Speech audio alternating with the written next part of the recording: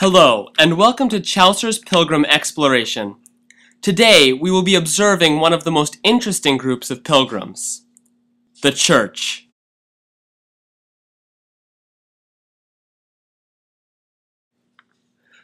First, we will be observing a nun, or prioress as she is called, a creature whose focus is not on the Church as one may believe, but on how she is viewed by others.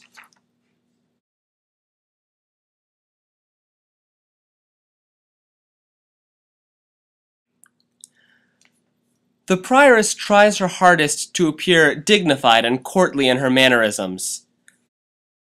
For example, this prioress has perfected her eating until it has become an art.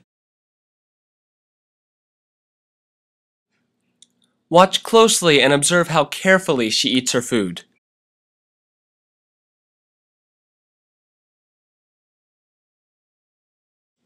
The nun will eat in such a manner to make herself seem as upper class as possible.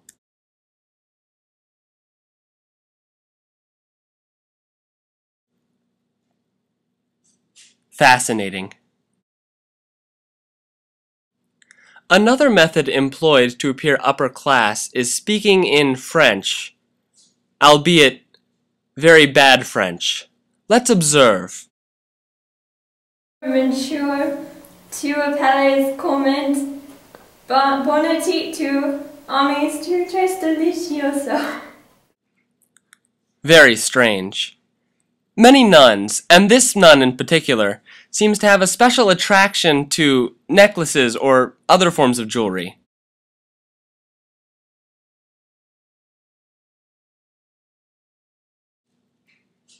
This is strange, considering the nun's supposed close affiliation with the Church.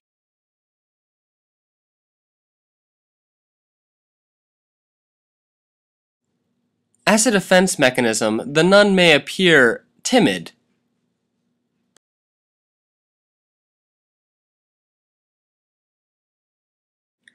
This is done more for society's benefit than the nun's, as the nun believes this is the behavior someone of her position should exhibit. Ew.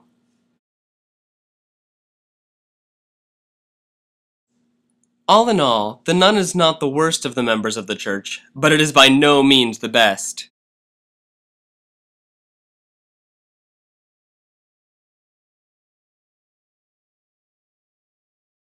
The most moral member of the Church would in fact probably be the parson.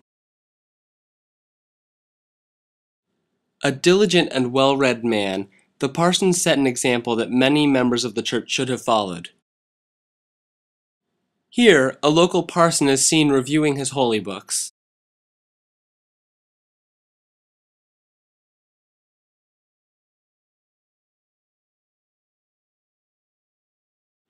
Amazing.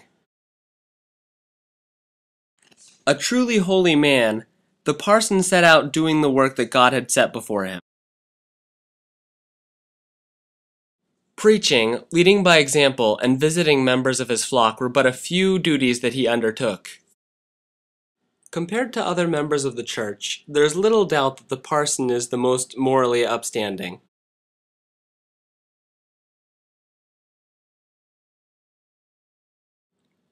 Unfortunately, some, like the nun, are too self-involved. Or, like our next subject, even worse.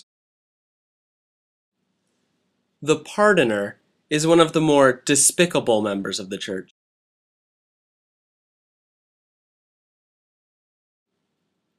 He or she makes a living and raises money for the Church by selling false artifacts.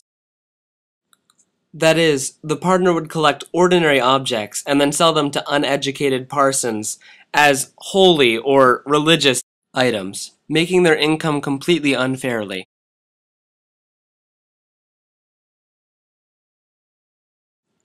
How horrible. Another method by which the pardoner worked was selling pardons. That is, the pardoner would find sinners and rebuke them for their sins, and then, for the right price, would provide them with a document freeing them from any responsibility of their sins.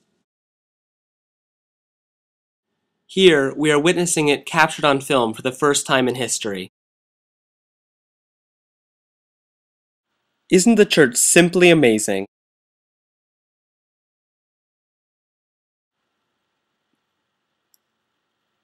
This has been another episode of Chaucer's Pilgrim Explorations. Tune in next week to hear about the feudal system.